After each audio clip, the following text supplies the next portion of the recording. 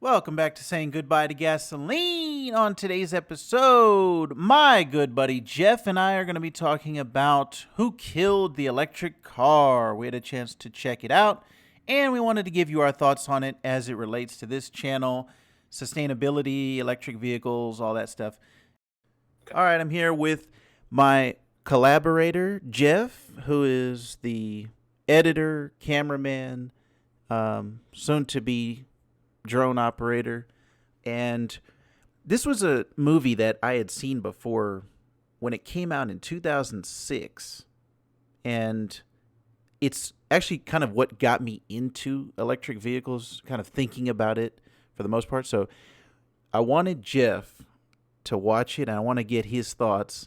And then I wanted to share mine as well. So this Who Killed the Electric Car was a documentary film that explored the creation, limited commercialization, and subsequent destruction of the battery electric vehicle in the United States, and in particular, the General Motors EV1.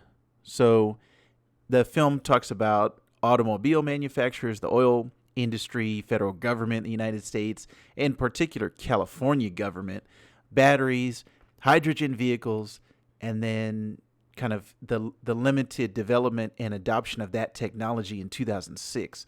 So we're looking at it from the lens of 2020.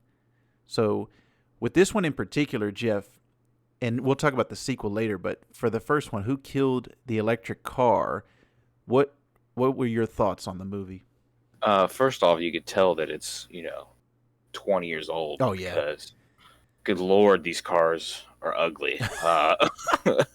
In general, um, but yeah, I mean, I thought it was great. I think just starting with like the opening of that movie, I thought one of the negatives, I think, and they go through the whole.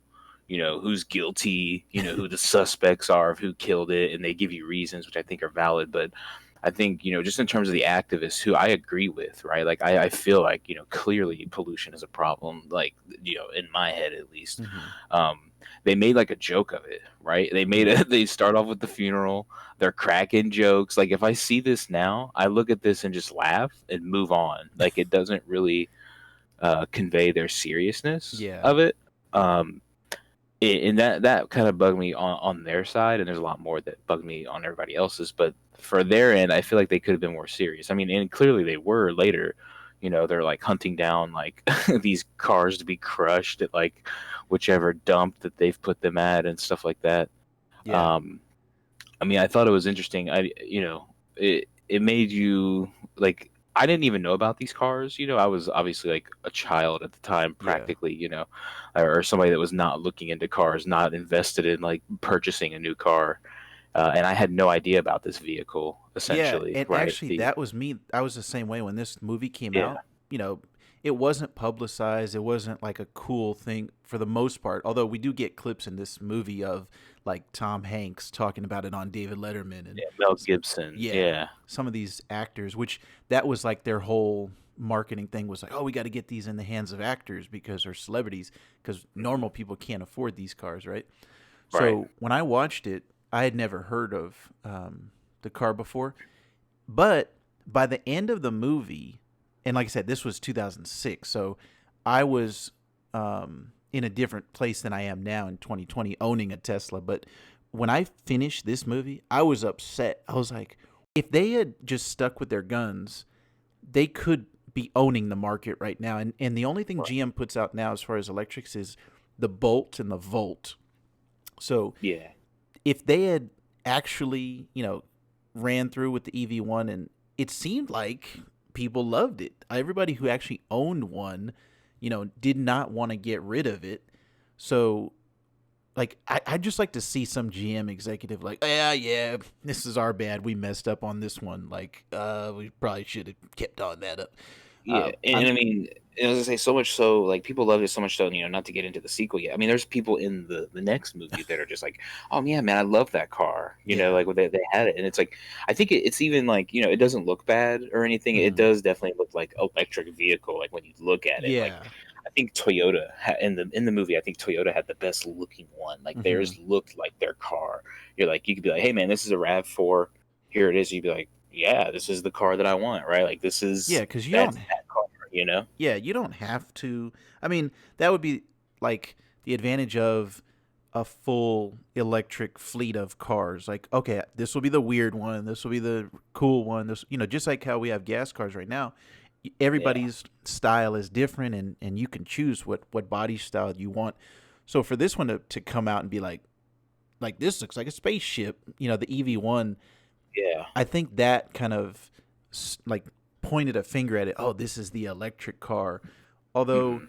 it's funny to watch the history of the electric vehicle throughout, because that's another thing that I wasn't aware of when I first watched this. And that's what I love about documentaries. Good documentaries, when they Right. teach you something and it's entertaining at the same time.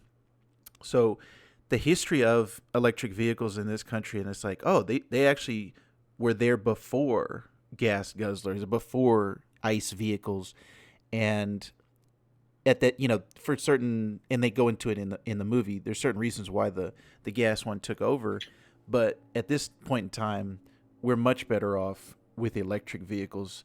From, like you said, from the standpoint of pollution. If you want to talk about the economics of it, the price of oil, the price of gas versus the cost per mile for electric, it's just way better. And they go into this, and this is another. These are all things I learned in the movie. The difference between hydrogen and electric, and it was like, oh, there's a camp of hydrogen will be the future. This is the way to go. And at the time, Governor Schwarzenegger, this is what he Mhm. wants, and And Bush, California, yeah, Bush was in all that of movement. that was interesting to me to see all of the different government, reasons why this was taken away or this didn't adopt, and you always think about that in the back of your mind, like, oh, the oil companies are the I was, reason I was gonna say, why. which is essentially because you look at the, if we're gonna go by documentary, like by the documentary, it's you could tell, you know what I mean? It's like all the oil executives are up there, Exxon and all these guys, and Chevron, and they're pushing this hydrogen thing, and you're like, okay. And Yeah. looking back on it now, and I think that's like an interesting thing to watch now, right? You look at it and you're like, well, clearly this was, was this ever going to work? And, Yeah. that's what I thought about the movie, in general. I was thinking about like people like my parents at the Mm-hmm. time, like would they, average, the average Midwestern person, would they have bought one of these cars, Right. like would that eventually have happened? I think Mm-hmm. it just speaks to the infrastructure. I think that's the solution that Tesla has like been able to rub in everybody's face, Yeah, for you lack of got a to better give phrase. Tesla credit for pushing forward the infrastructure of electric and the supercharger network, because you know Mhm. what do you know of, like, even if you're somebody who's not into electric or you're not studying it, researching it, that there's Teslas out there, and that there's like Tesla chargers versus all these other third party chargers that are all over, which are Yeah. great, but it's like the fact that Tesla's at one company that's doing so much to push it forward is pretty interesting. And looking back on it, in this documentary in 2006, there was no supercharger network, and so definitely range anxiety was a big thing. And Tom Hanks talked about it, and he was like, "Yeah, this gets 80 miles, and that's plenty for me Yeah, for for my drive." And I was a like, daily "Dang, drive. Yeah. 80 miles." And just real quick, the thought on that too. I think with the hydrogen thing, I think that was part of their marketing. Granted, we didn't see all the marketing, in one Hmm. documentary, but like there, you saw another thing. Hey, here's our gas pump looking solution. Yeah. I think maybe that's what, maybe fooled some people back in the day to being like, oh, hey, this is something that we can build. Yeah. Like we'll have a hydrogen pump at the gas station. Yeah. I think that. Not being around back in the day, like that is what I feel like is it's not the change. I mean, obviously Hmm. there's a million other things, but I feel like that infrastructure and people knowing, hey, I can go charge this somewhere is like a major factor in like the success you've seen from, this when it was, these cars are being worked on in the early 2000s to like where we're at today, where we see a Tesla every few cars, it Oh feels yeah. like now. Yeah. And it's just like it reemphasizes the point to me that I think about, today of, man, all these car manufacturers, the Chryslers, Fords, GMs, Hondas, Nissan, Toyota, they're just so far behind. And if they had gotten on board back then, and there was all that government legislation of like, oh, you have to do this because of the environmental impact. By this date, we need all the cars to be clean. We need all this stuff, and they started it in California, and then it just like fell off. So when I was, like I said, when I was watching this originally in 2006, it made me want an EV1, and it made me upset at the end of the movie. I was like, oh, I can't just go out and buy one. If I wanted one, and all these people that liked theirs had theirs taken away and destroyed by GM, and I was like, what is the benefit of that to GM? It's like, to me, it's nothing but bad press and bad will. You're burning the customers that supported you and loved your product.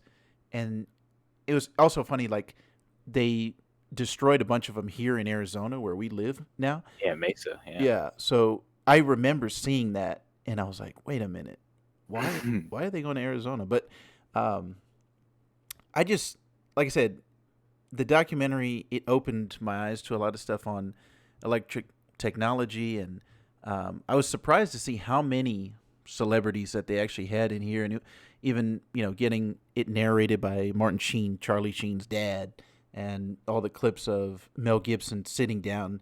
Tom Hanks, they just took it off the Letterman interview, but it was right. Mel Gibson came in and talked to them and Contributed to this thing. Yeah. all these people that came in. So I found all the interviews interesting, and I kind of wanted to follow up with those guys, and we might talk about that in the sequel. But like, oh, where are these guys today? How many of these guys that wanted an electric vehicle back then have a Tesla now?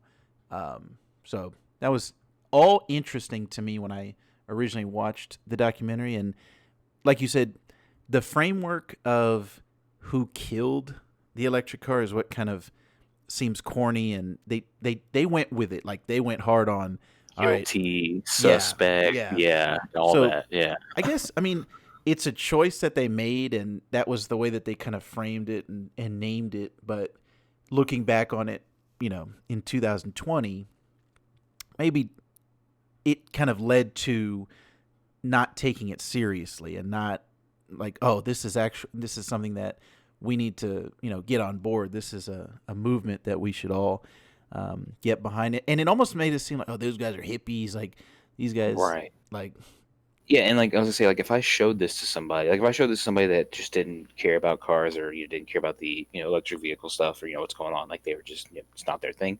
Like I don't know if they would come out of this being like, oh my god, we should do that. And it's also, mhm. I think this is the interesting perspective of like the era that we're in now, where you look at this, you watch this in 2006, this thing is depressing. You know what I mean? Oh Like yeah, it's like, hey, we have the biggest missed opportunity. These things were, I can't remember if they at one point, don't they mention, maybe this is in the second one, but they mentioned like, oh hey, we're gonna hit 200-mile range at some point oh on this yeah, thing, yeah, and that's like the kind of thing they're looking for, and then it's like dead. But now, it is kind of I think I think it's an interesting thing to still go back and watch now, because you can see like, okay, like now we've hit this, this new era of mhm. where like we see Teslas all the time, and it's a common thing, and we there's multiple superchargers around our area, and this thing ends on such a an not anticlimactic, but like a depressing note that Yeah, this is a big gigantic failure, and just to see where it is now is very very interesting.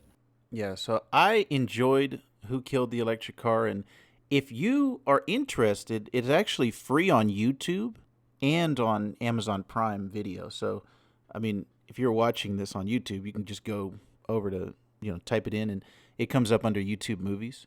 So I would recommend it. Overall, did you enjoy it as a documentary?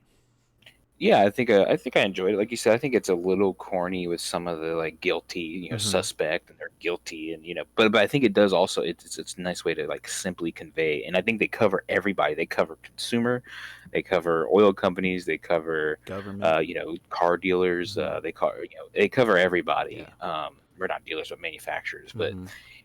I think they, a little corny, like I said, with the funeral and the whole concept of it, but I think it is a good way, like, to convey, like, hey, here's the reasons, and now we're going to go into why each of these were a problem and affected the sales. And I think they have legit reasoning for all of it. Like, I think they come out, of the thing. It's not, hey, we're blaming one person. Like, it's clearly like 7 or 8 reasons why this thing did not take off. Maybe more, some more so than others, but there are legitimate reasons for a ton of these. Yeah.